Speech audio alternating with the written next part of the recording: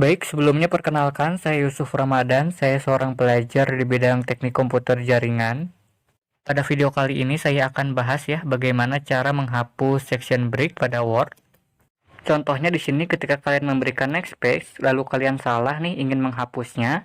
Nah, caranya mudah, kalian tinggal masuk ke bagian menu view. Di sini ada outline ya ataupun draft. Silakan kalian bisa pilih yang draft saja. Kalian klik. Nah, di sini ada tulisan section break ya atau next page. Jadi kalian bisa hapus nih. Kalian tinggal klik ya garisnya. Klik di bagian garis lalu kalian tekan delete pada keyboard. Nah, maka sudah terhapus ya. Untuk yang lainnya sama caranya. Jika kalian ingin menghapusnya, silahkan tinggal klik lalu delete ya. Caranya seperti itu, maka section break-nya di sini sudah terhapus. Untuk keluar, silahkan kalian tinggal klik outline, lalu pilih close ya. Di sini kalian klik. Nah, maka section break yang tadi sudah mulai terhapus. Oke, jadi caranya seperti itu ya, mudah. Untuk video kali ini sampai di sini saja. Terima kasih bagi Anda yang telah menonton video ini. Wassalamualaikum warahmatullahi wabarakatuh.